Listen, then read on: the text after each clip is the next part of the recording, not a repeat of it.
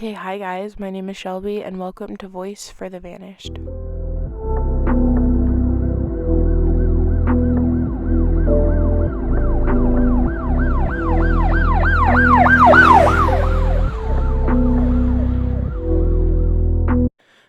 So I have another smaller case for you guys today, but I know I needed to cover it because it is someone who has been missing for longer than a month and there are not many details and there's not many people still talking about her disappearance, and I don't believe that police are incredibly active in her missing persons case because it's been over a month and because there's so little detail and so little tips coming in about Lisa.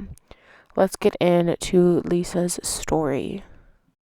In Grant Pass, Oregon, in the Sunny Valley area, 43-year-old Lisa Cronin, spelled Lisa, last name Cronin, went missing. They believe that she disappeared on December 19th.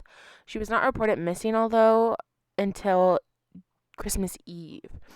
I'm not exactly sure why. There's no article that really states who lived with her, but it is easy to assume that she was possibly living on her own, and when family tried to reach out to her and she wasn't responding, maybe they gave her a few days, and when she didn't show up for Christmas, that was a huge telltale sign that something was very wrong. But December 19th to Christmas Eve really puts out a long period of time of lost time when police could have been searching for her, but there's nothing we can do about that now. It just makes her case that more important to share. Lisa is described as a bubbly and kind person who would do anything for the people that she loves and cares about.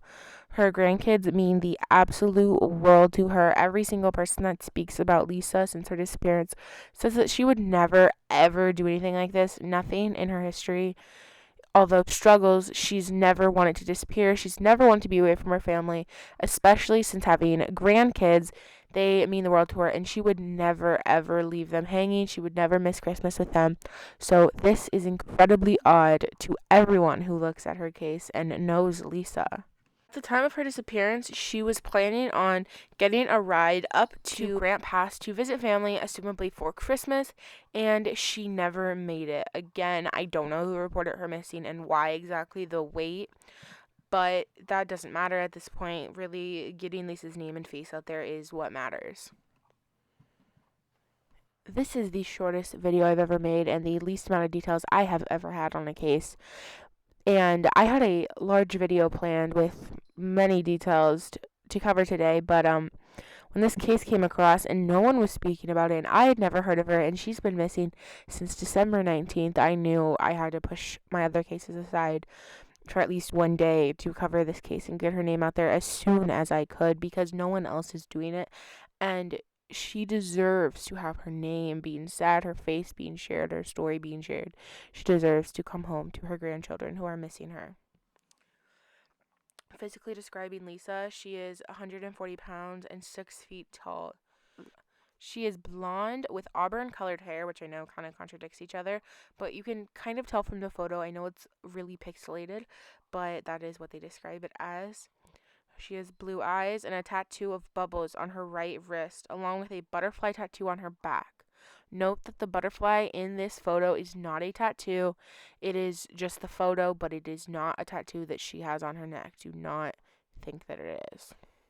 Lisa is a beautiful, strong, loving, kind mother, grandmother, friend to many, and there are so many people out there who are missing her right now. There is no say whether maybe she did walk off voluntarily and then something happened to her, but her family is incredibly confident that they know something bad did happen to her somewhere between where she was at and where she was trying to go.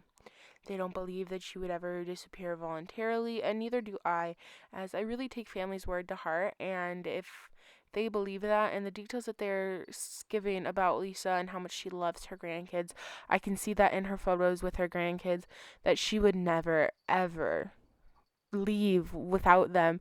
She wouldn't go away and not see her grandkids. That's just not something she would do. I can 100% almost guarantee that, although I don't know her.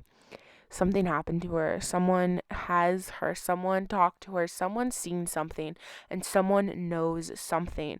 So if you have seen Lisa since her disappearance, or you knew where she was going, or you remember seeing her around the days that she did in fact disappear, please, please say something.